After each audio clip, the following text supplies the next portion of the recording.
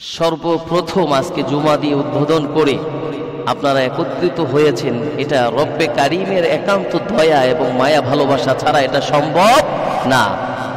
তাই রব্বে কারিম যেহেতু আমাদেরকে এত ভালোবেসেছেন, এরকম একটি ঘরে উপস্থিত হয়ে একদম সরাসরি কোরআন এবং হাদিস থেকে দুটি কথা শোনার এবং বোঝার তৌফিক দিয়েছেন, সেই রব্বে কারিমের শুকরিয়া আদায় করে আমরা আল্লাহকে আজকে সাক্ষী রেখে সকলে একটু জোরে সোরে বলি আলহামদুলিল্লাহ।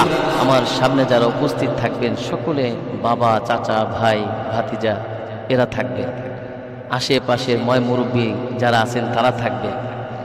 এটা ব্যক্তিগত আমার জন্য যে কত বড় একটা পাওয়া, কত বড় একটা চাওয়া, এটা আমি আপনাদেরকে বোঝাতে পারবো না। আমি খুব আবেগ আপ্লুত আজকে। এই জন্য দুনিয়ায় সকল মানুষের সামনে কথা বলেছি, কিন্তু আপন মানুষগুলোর সামনে কখনো কথা বলিনি। যারা আমার ছোট থেকে জন্ম থেকে দেখেছেন, যাদের সাথে চলেছি, যাদের সাথে কথা বলেছি, যাদের ছোট সময় হতে মানুষও আমাকে দেখেছেন, এই সময়টা যাদের সাথে পার করেছি, তাদের সামনে কথা বলার সময়টুকু বা কথা বলার অবস্থান কখনো তৈরি হয়নি। কিন্তু আল্লাহ রাব্বুল আলামিনের কাছে জীবনের সবথেকে একটা মূল্যবান সময় মনে হয় আমার জন্য আজকের এই তারিখটি, আজকের এই সময়টি। ডায়েরির পাতায় আসার আগে লিখে এসেছি যে জীবনের যত জায়গায় আলোচনা করেছি, যত জায়গায় কথা বলেছি, লক্ষ লক্ষ মানুষ, হাজার হাজার মানুষের সামনে কথা বলেছি, আজকে যদি এই মসজিদে একজন মানুষও আমার সামনে থাকে আর সেই মানুষের সামনেও আমি কথা বলি, আমি মনে করব আমি সবথেকে ভাগ্যবান মানুষ যে আজকে আমি যাদের সামনে কথা বলতেছি তারা আমাকে জানে, আমার পুরা জীবনটা সম্পর্কে জানে, আমি কোথা থেকে এসেছি, কোথায় আমার জন্ম ছিল, কোথায় আমার বাসস্থান ছিল। সেই জায়গাটা আমার কাছে যে কতটা তৃপ্তির জায়গা সেটা আমি আজকে বোঝাতে আপনাদেরকে পারবো না। শুধু এতটুকুই লিখেছি, 31/6/2025 সাল জীবনের অন্যতম একটা স্মৃতিময় জায়গা, অন্যতম একটা স্মৃতিময় সময়, যা আমাকে আবেগের জায়গায় ভাসিয়ে নিয়ে যাবে। তাই সম্মানিত চাচা জানগণ, ভাইগণ, আপনারা সকলে আমার প্রিয় মানুষ। আজকে আমি আপনাদের সামনে কথা বলতে গিয়েও কথা বলতে পারতেছি না, আবেগের জায়গাগুলি ধরে রাখতে পারতেছি না, যে এরকম একটা জায়গায় আমাকে আপনারা কথা বলার সুযোগ করে দিবেন। এর থেকে বড় বড় জায়গায় কথা বলেছি, খুব সুখের জায়গায় কথা বলেছি। আজকে যে মসজিদে আমি জুমা পড়াচ্ছি, আমার মসজিদে জুমার আগে এরকম অসংখ্য কাতারগুলি ভরা থাকে, কিন্তু আজকের এই কাতারগুলো আমার কাছে মনে হয় এক একটা কাতার শুধু মানুষ নয়, এক একটা মানুষ এক একটা কাতার। আল্লাহ রাব্বুল আলামিন সূরাতুল বাকারা 195 নম্বর আয়াতে আল্লাহ তাআলা জানিয়ে দিলেন, ইন্নাল্লাহা ইউহিব্বুল মুহসিনিন। আমি আল্লাহ রাব্বুল আলামিন তোমাদেরকে জানিয়ে দিলাম, ইন্নাল্লাহা নিশ্চয়ই, ইউহিব্বু ভালোবাসি, মুহসিনিন যারা ইহসানকারী, যারা মানুষদের প্রতি ইহসান করে, দয়া করে। আমি আল্লাহ রাব্বুল আলামিন মুসলিম আর অমুসলিম নাই, হিন্দু খ্রিস্টান বৌদ্ধ নেই, আমি সবাইকে ইহসান করি। যে আমার অনুসরণ অনুকরণ করে তাকেও আমি ইহসান করি। যে আমাকে ভালোবাসে তার প্রতি ইহসান করি, ভালো না বাসলেও আমি ইহসান করি। এই গুণ যার ভিতরে আছে, ইন্নাল্লাহা ইউহিব্বুল মুহসিনিন, যারা ইহসানকারী, ইহসান করে মানুষদেরকে, আমি এই গুণওয়ালা ব্যক্তিদেরকে ভালোবাসি। আল্লাহ রাব্বুল আলামিন বললেন, 1 নম্বর গুণ, 2 নম্বর গুণ, ইন্নাল্লাহা ইউহিব্বুল মুত্তাকিন। সূরাতুত তাওবার 7 নম্বর আয়াত, ইন্নাল্লাহা ইউহিব্বুল মুত্তাকিন। মুত্তাকিন কারা? ব্যাখ্যা অনেক বড়। বড় টুপি মাথায় দিয়ে, জুব্বা গায়ে দিয়ে মুত্তাকির পরিচয় হয় না। আল্লাহ রাব্বুল আলামিন বললেন, যারা আমাকে ভয় করে, সহজভাবে শুনে নাও, মুত্তাকি হলো তারা যারা আমাকে ভয় করে।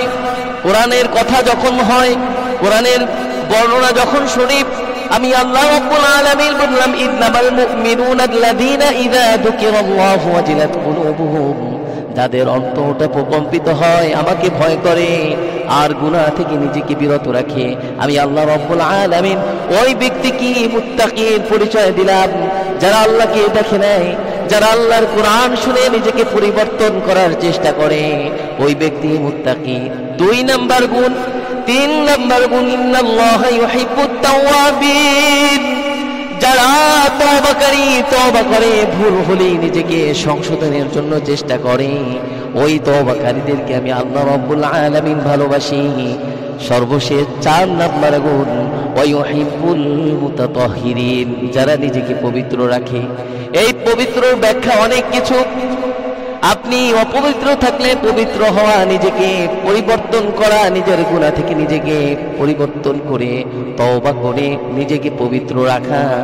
অনেক ব্যাখ্যা আসবে, কিন্তু একটা ব্যাখ্যাই অবশ্যই রাখতে হবে, নিজেকে পরিবর্তন করে, পরিমার্জন করে, তওবা করে আল্লাহর দিকে ফিরে এসে নিজেকে পবিত্র রাখা।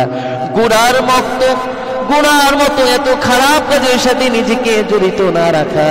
ওয়াইহিব্বুল মুতাতাহহিরিন, তুমি তোমাকে পবিত্র রাখবে। এই 4টা গুণ যদি আপনার ভিতরে থাকে, আমি আল্লাহ রাব্বুল আলামিন বললাম, কুল ইন কুনতুম তুহিব্বুনাল্লাহা ফাত্তাবিউনি ইউহিব্বুকুমুল্লাহু ওয়া ইয়াগফির লাকুম যুনুবাকুম ওয়াল্লাহু গফুরুর রহিম। আমি আল্লাহ রাব্বুল আলামিন বললাম, আমি তাদেরকে ভালোবাসবো। ইউহিব্বুকুমুল্লাহ, যারা রাসূলের অনুসরণ করবে, ওয়া ইয়াগফির লাকুম, তাদেরকে ক্ষমা করব। আল্লাহু গফুরুর রহিম, আমার পরিচয়ের জন্য আমি ক্ষমাশীল, আমি বান্দাকে ক্ষমা করতে চাই। এই জন্য এই 4টা গুণ। প্রথম হলো ইন্নাল্লাহা ইউহিব্বুল মুহসিনিন, ইহসানকারী হওয়া। 2 নাম্বার গুণ, ইন্নাল্লাহা ইউহিব্বুল মুত্তাকিন, মুত্তাকি হওয়া। ইন্নাল্লাহা ইউহিব্বুত তাওয়াবিন, তওবাকারী হওয়া। ওয়া ইউহিব্বুল মুতাতাহহিরিন, পবিত্র হওয়া, নিজেকে পবিত্র রাখা। এই 4টা গুণ মনে রাখতে যদি কোরআনের আয়াতগুলি নাও পারেন, তাহলে একটু বাংলায় মনে রাখেন। প্রথম নাম্বার গুণ হলো ইহসান করা, মানুষের প্রতি দয়া দেখানো। আর 2 নাম্বার তাকওয়াবান হওয়া।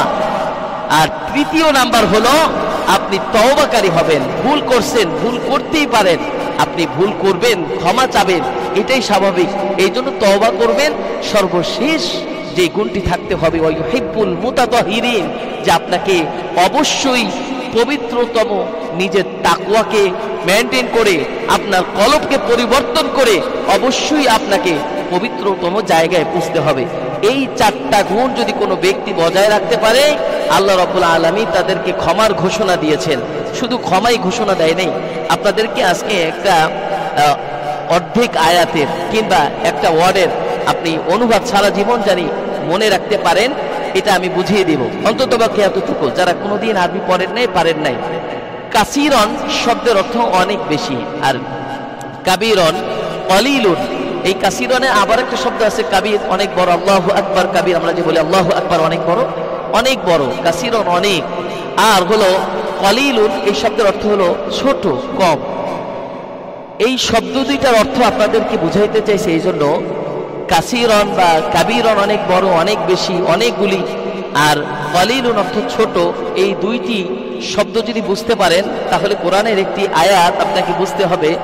আল্লাহ রাব্বুল আলামিন আপনাকে আমাকে দুনিয়ায় এত কিছু দেওয়ার পরেও বলেছেন, কুল মাতাউদ দুনিয়া কলিল, যে তুমি যা দেখতেছো, এই যা দেখো তুমি, এগুলো দেওয়ার পরেও আমি আল্লাহ রাব্বুল আলামিন কাসিরন শব্দ ব্যবহার করি নাই। আমি আল্লাহ রাব্বুল আলামিন কুল মাতাউদ দুনিয়া কলিল, এই এত সামান্য কিছু দিয়ে তুমি মনে করতেছো আমি আল্লাহ রাব্বুল আলামিনের কাছে কিছু নাই, আমি আল্লাহ রাব্বুল আলামিন এত কিছু তোমাকে দান করলাম, আমি তো এটাকে কোনো গণনাই ধরি না, এই জন্য আমি তোমাকে এটা দান করলাম। আর আল্লাহ রাব্বুল আলামিন পবিত্র কোরআনে অন্য জায়গায় বললেন, ইয়া আইয়ুহাল্লাযীনা আমানুযকুরুল্লাহা যিকরান কাসীরা, যে হে ঈমানদারগণ, তোমরা আল্লাহকে বেশি বেশি স্মরণ করো, আল্লাহকে বেশি বেশি পরিমাণে ডাকো।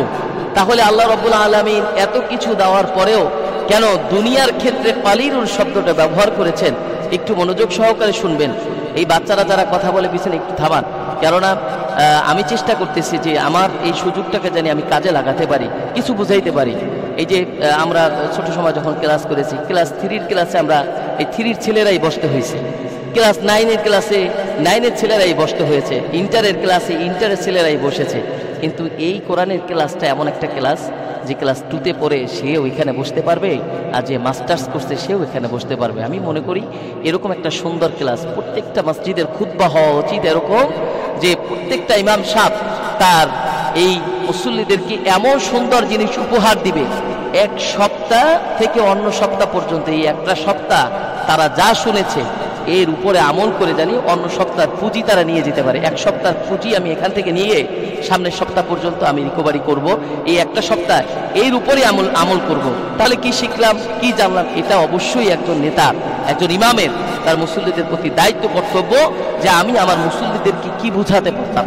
এই জন্য আমি আপনাদেরকে চেষ্টা করতেছি যে আদার্স কি শুনেছেন, কি জেনেছেন, কি বুঝেছেন, কি জানবেন, এগুলোর থেকে আমি অল্প কিছু জানানোর পরেও যদি আপনারা এখান থেকে কিছু জানতে পারেন, আলহামদুলিল্লাহ, এটা আপনার জন্য একটা পুঁজি হিসাবে ব্যবহার করতে পারবেন ইনশাল্লাহ। তাহলে আমি বলেছিলাম আল্লাহ রাব্বুল আলামিন দুনিয়াতে এত কিছু দেওয়ার পরেও কলিলুল শব্দটা ব্যবহার করেছেন। আর আল্লাহ রাব্বুল আলামিন বললেন, ইয়া আইয়ুহাল্লাযীনা আমানু যকুরুল্লাহা যিকরান কাসীরা, হে ঈমানদারগণ, তোমরা বেশি বেশি আমাকে স্মরণ করো। তাহলে বেশি বেশি স্মরণ করব, আমি তো অনেক কিছু পেয়ে গেছি, তাহলে স্মরণ করার কথা কেন বলেন? কিছুই পাই নেই, কিছুই পাইনি। মশা সমতুল্য মায়া ভালোবাসাও এই পৃথিবীর প্রতি আল্লাহ তাআলা নেই। কারণ আল্লাহ তাআলা যদি থাকতেন তাহলে ফিরআউন, নমরুদ, হামান, কারুন যারা ছিলেন, আল্লাহ রাব্বুল আলামিন তাদেরকে এত কিছু বানাইতেন না, এত সম্পদওয়ালা বানাইতেন না, এত সম্মান দিতেন না। ফিরআউনের কত সম্মান ছিল, হ্যাঁ, কারুনের কত সম্পদ ছিল, যেই সম্পদ ডাবতে ডাবতে সে পৃথিবী থেকে চলে গিয়েছিলেন, যেই সম্পদের কারণে সে পৃথিবী থেকে বিদায় নিয়েছিলেন। তাহলে এই সম্পদ মানুষকে সম্মানিত করে না, কিন্তু তাকওয়া মানুষকে সম্মানিত করে। এই জিনিসটা আপনাকে বুঝতে হবে। তাহলে কেন এই পার্থক্য, কেন পার্থক্য? আপনি একটা প্রশ্ন জাগেন না তো, হুজুর কেন পার্থক্য? এই পার্থক্যের জন্য আপনাকে কোরআনের ওই ভাষাটা বুঝতে হবে, যেই ভাষাটার কথা 257 নম্বর আয়াতে আল্লাহ রাব্বুল আলামিন বলেন সূরাতুল বাকারা, সেখানে বলেন, আল্লাহু ওয়ালিয়ুল্লাযীনা আমানু ইউখরিজুহুম মিনাজ যুলুমাতি ইলান নূর। আমি এই সমস্ত মানুষদের অভিভাবক দায়িত্ব নিয়েছি। ওয়ালিয়ুন শব্দ অর্থ অভিভাবক, বন্ধু। যেই ভাষায় আপনি ব্যবহার করেন না কেন, ওয়ালিয়ুল্লাযীনা আমানু, যারা ঈমান এনেছে আমি তাদের অভিভাবক।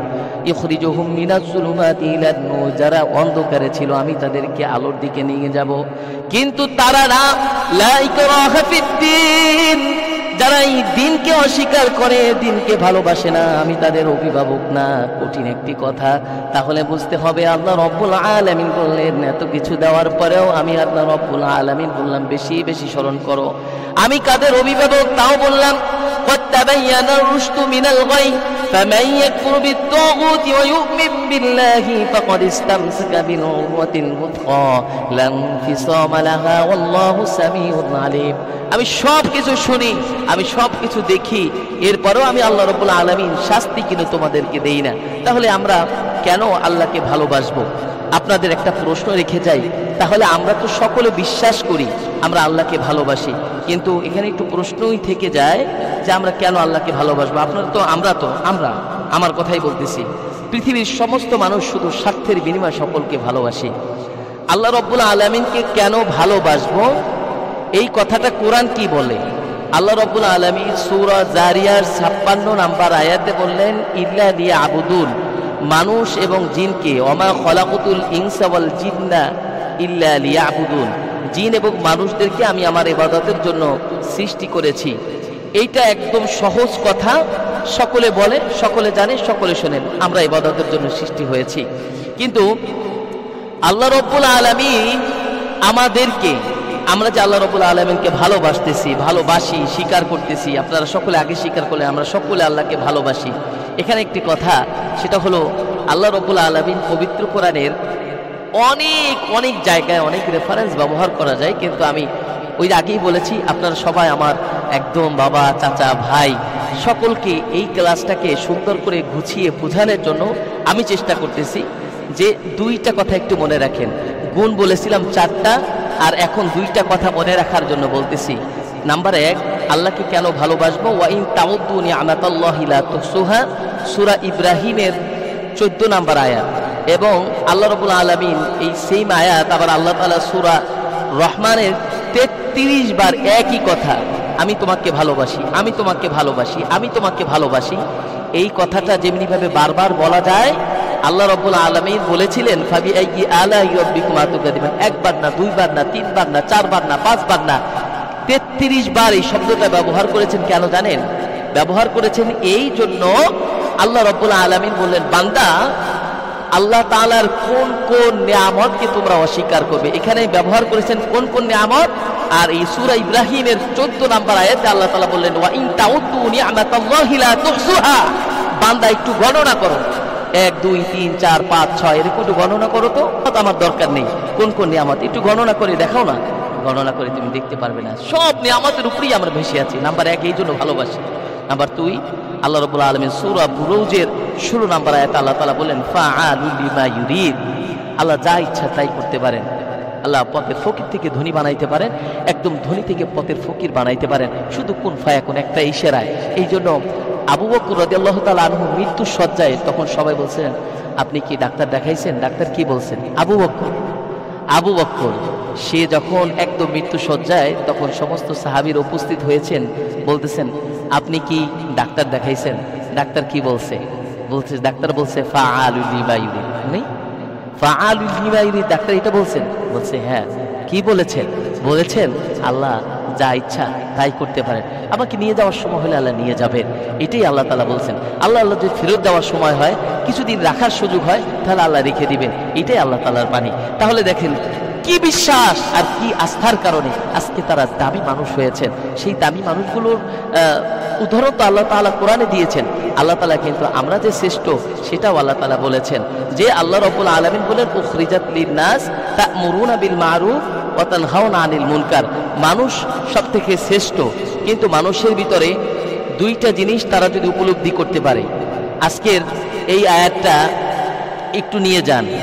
আমার কাছে মনে হয় যে আপনি যদি মনে করেন এই আয়াত দুটির কথা আপনি মনে রাখতে পারেন, সূরা মাঈদার 118 নম্বর আয়াত এবং সূরা তাওবার 111 নম্বর আয়াত। যারা আরবি পড়তে জানেন না তাদের জন্য এই আয়াতের সংখ্যাটা বললাম। সূরা মাঈদার 118, সূরা তাওবার 111।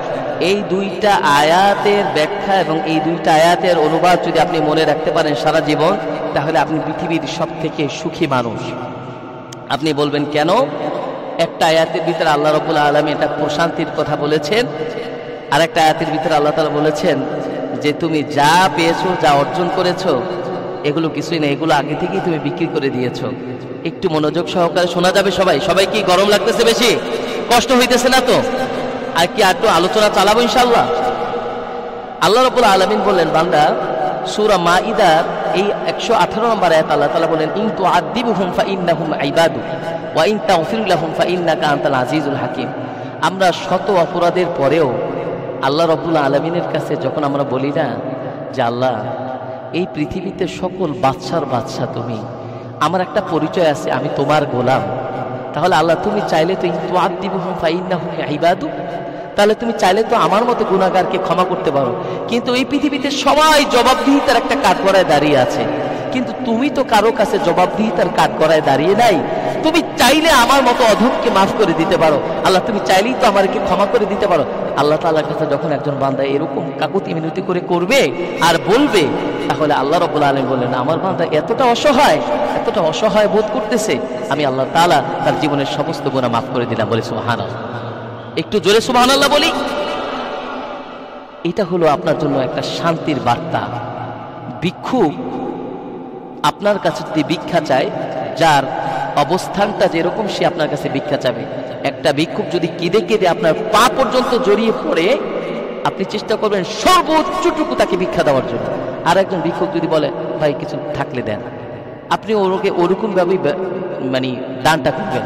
আর একজন ভিক্ষুক যদি আপনাকে একটু বিস্তারিত বলে যে ভাই আমি এতটাই অসহায়, দীর্ঘদিন পর্যন্ত না খাওয়া, আমার স্বামী নাই, আমার ভাই নাই, আমার অভিভাবক নাই, এই ভিক্ষা করি আমার জীবন চলে, তখন আপনি যে আল্লাহ এতটা অসহায়, তখন আপনি তাকে আরো বেশি উপকার করার চেষ্টা করবেন। ঠিক আল্লাহ রাব্বুল আলামিন এটাই বললেন। আল্লাহ তাআলার কাছে যখন বান্দা বলে আল্লাহ আমার তো জবাবদিহিতা করার অনেক আছে, মানুষ এটা করছি কেন, এটা ভুল করছি কেন, স্ত্রী, পরিবার, পরিজন, ভাই, বন্ধু, এলাকাবাসী, কিন্তু তুমি যদি আমার মতো একজন গুনাহগারকে, একজন গোলামকে ক্ষমা করো, তাহলে কেউ জবাবদিহিতা করার নেই, তুমি তো সর্বশ্রেষ্ঠ মালিক, তুমি আমাকে ক্ষমা করে দাও, ক্ষমা করে দিবে। আরেকটা কথা যেটা, যে দুনিয়ার মায়া যে ছাড়তে পারি না, এটার কথা আল্লাহ রাব্বুল আলামিন সূরাতুত তাওবার 111 নম্বর আয়াত আল্লাহ তাআলা বললেন, ইন্নাল্লাহা আশতারা মিনাল মুমিনিন আনফুসাহুম ওয়া আমওয়ালাহুম বিআন্না লাহুমুল জান্নাহ। বান্দা তুমি এই পৃথিবীতে এসেছিলে উলঙ্গ অবস্থায়, কিছু তোমার ছিল না। আবার তুমি এই পৃথিবী থেকে যখন যাবে, তোমাকে একদমই সাদা কাপড় পরে সেই উলঙ্গ অবস্থায় ঢেকে তোমাকে রেখে দিবেন, একদম সেলাইবিহীন। চাইলে একটা সেলাই যুক্ত কাপড় তুমি নিয়ে যেতে পারবে না, চাইলে একটা মোজার মতো ছোট্ট জিনিস তুমি নিতে পারবে না, চাইলে একটা আন্টির মতো আন্টি তুমি নিতে পারবে না। একদম উলঙ্গ অবস্থায় এসেছিলে। কোন পরিবারে এসেছো তাও জানো না, কোন বংশে তুমি এসেছো তাও জানো না। এরপরে তোমার নাম নিজে রাখো নাই, অন্য কেউ তোমার নামটা রেখে দিয়েছেন। তোমার দাঁত ছিল না, তোমার জবান আমি দিয়েছিলাম, কিন্তু তুমি কথা বলতে পারতে না। তোমার পাও ছিল, তুমি হাঁটতে পারতে না। তোমার চোখ ছিল, চোখ থাকার পরেও তুমি তোমার মা বাবাকে চিনলে বলতে পারতে না এই তোমার মা, এই তোমার বাবা। জবান দিয়েছিলাম, সেই জবান থাকার পরেও তুমি বলতে পারো না। দীর্ঘ একটা সময় তোমাকে অতিবাহিত হওয়ার পরে আস্তে আস্তে মা বাবা দাদা এগুলো বলা শিখেছো। তাহলে এই দুনিয়াতে তুমি এইরকম দুর্বল। এই জন্য মানুষ বলেছেন, আল্লাহ রাব্বুল আলামিন মানুষদেরকে যে ক্ষমা করবেন। মানুষ 4টা ভুল করে, আমি 4টা গুণের কথা বলেছি। এই 4টা ভুল যদি একটু মনে রাখতে পারেন, তাহলে আমি মনে করি আজকের আলোচনাটুকু আপনার জন্য জীবনের শ্রেষ্ঠতম একটি আলোচনা। 1 নম্বর ভুল হলো ইন্নাহু কানা যালুমান জাহুলা। আল্লাহ রাব্বুল আলামিন সূরাতুল আহজাবের 72 নম্বর আয়াতে আল্লাহ তাআলা বলেন, মানুষ নিজের প্রতি জুলুম করে, জানেই না যে সে নিজের প্রতি জুলুম করতেছে, তাকেই শাস্তি ভোগ করতে হবে।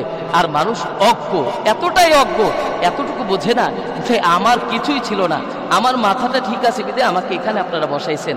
একটু মাথাটা আউলাই দিত আল্লাহ তাআলা, একটু ঘুরাই দিলি আমি পাগল হতাম, মানুষ আমাকে পাগল বলতো। চোখটা না থাকতো মানুষ আমাকে অন্ধ বলতো, পাটা না থাকতো মানুষ আমাকে পঙ্গু বলতো।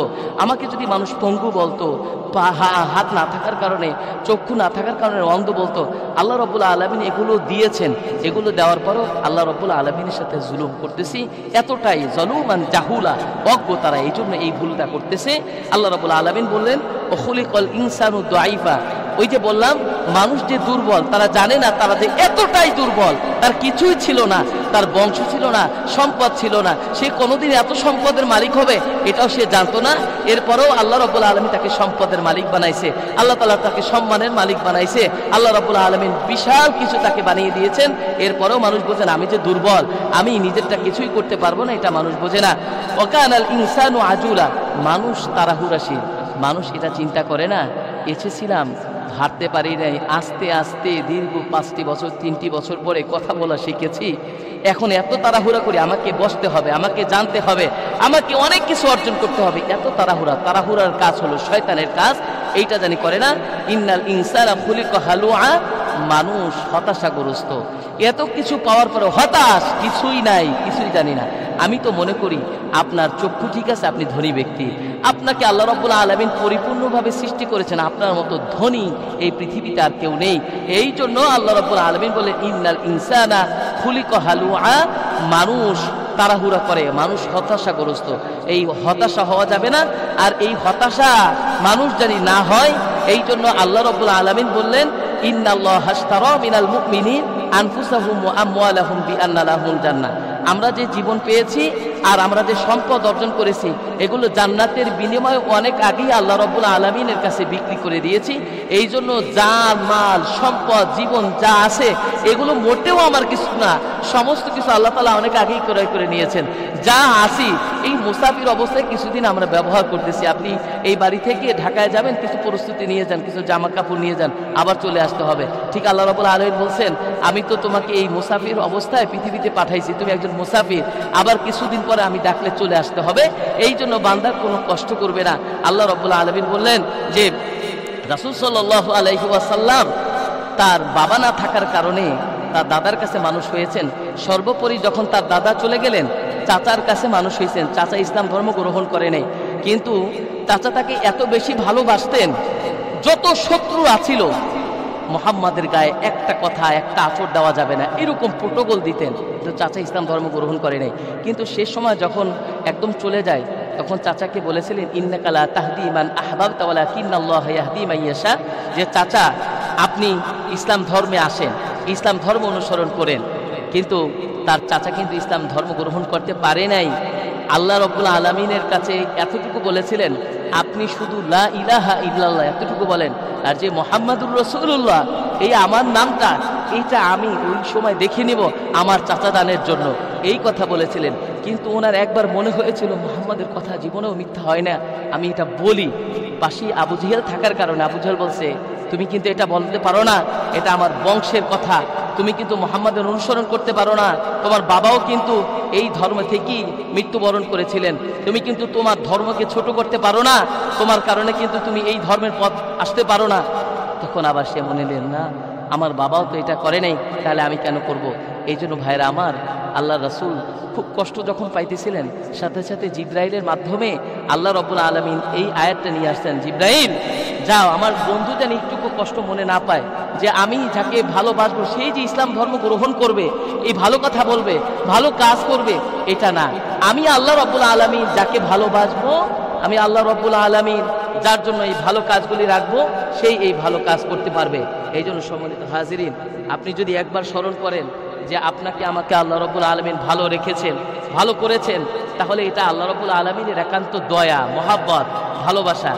আপনি চাইলেই আমাকে এই পথে আনতে পারবেন না। অনেকে আছে না যে এই মসজিদ হওয়ার পরে আলহামদুলিল্লাহ এই পথে আসতেছে, এটা আল্লাহ রাব্বুল আলামিনের দয়া। যদি কেউ না আসে আমরা বলতে পারবো, কিন্তু আল্লাহ রাব্বুল আলামিন বললেন, ওয়াল্লাযীনা জাহাদু ফীনা লানাহদিয়ান্নাহুম সুবুলানা ওয়া ইন্নাল্লাহা লামাআল মুহসিনিন, যে তুমি মুহসিনদের অন্তর্ভুক্ত হও। এই জন্য ভাইরা আমার, আমাদেরকে মনে রাখতে হবে, জান মাল এগুলো চলে গেছেন, আমাদের কিছুই নেই। দুইটা দোয়া শিখিয়ে গিয়েছেন আল্লাহ রাসূল। হযরত আদম আলাইহিস সালাতু ওয়াস সালাম পৃথিবীর সর্বপ্রথম মানুষ, সে দোয়া করেছিলেন রব্বানা আতিনা ফিদ দুনিয়া হাসানাতা ওয়া ফিল আখিরাহ। আর আল্লাহ রাসূল দোয়া করেছিলেন এটি, আর আদম আলাইহিস সালাম দোয়া করেছিলেন রব্বানা যালামনা আনফুসানা ওয়া ইল্লাম তাগফির লানা ওয়া তারহামনা লানাকুনান্না মিনাল খাসিরিন। এই দুইটা দোয়া এখানে যারা আছেন সকলে জানেন, মুখস্থ না পারলেও এটা অন্তরে আপনার মোটামুটি হুজুররা যারা বলে তাদের সাথে সাথে বলতে বলতে মুখস্থ হয়েছে। একটা ছিল বাবা আদমের দোয়া, সে বলেছিল রব্বানা যালামনা আনফুসানা ওয়া ইল্লাম তাগফির লানা, আমি ভুল করেছিলাম, আমি জান্নাত থেকে ওই ফল খেয়ে ভুল করেছিলাম, আমি জুলুম করেছিলাম, আপনি আমাকে ক্ষমা করে দিন। এই জন্য প্রত্যেকটা দোয়ায় আপনি এই দোয়াটা পড়েনি, রব্বানা যালামনা আনফুসানা, প্রত্যেকটা ইমাম সাহেব, প্রত্যেকটা মসজিদে, প্রত্যেকটা আলেম এই দোয়াটা এত বেশি পড়ে, কেননা ওই বাবা এই দোয়াটা করার সাথে সাথে আল্লাহ রাব্বুল আলামিন কবুল করেছিলেন। আর সর্বশেষ এই দোয়াটা এই জন্য পড়ে, আমার নবী যাওয়ার আগে এই দোয়াটাই পড়েছিলেন, রব্বানা আতিনা ফিদ দুনিয়া হাসানা ওয়া ফিল আখিরাতি হাসানা, যে আল্লাহ তুমি দুনিয়া এবং আখিরাতে আমার এই সমস্ত উম্মতদেরকে কল্যাণ দান করো, ওয়াকিনা আযাবান নার, আর জাহান্নামের আযাব থেকে তুমি সকলকে মুক্তি দাও। এই কথাগুলি আল্লাহ রাব্বুল আলামিন, আজকে যতটুকু কথা বললাম এই কথাগুলি একদম পাই টু পাই কোরআন থেকে বলার চেষ্টা করেছি। আমি বুঝাতে সক্ষম হয়েছি কিনা আমি জানি না, তবে এতটুকু আজকের এই আলোচনাটুকু যদি আপনি একটু হলেও মনে রাখতে পারেন, 2-4-5টা কথা, 4টা গুণের কথা বললাম, 4টা দুর্বলতার কথা বললাম, 2টা সান্ত্বনামূলকের কথা বললাম, এই কথাগুলি আপনি যদি আজকের আলোচনা থেকে মনে রাখতে পারেন, আপনার থেকে সুখী ব্যক্তি এই পৃথিবীতে আর কেউ থাকতে পারে না।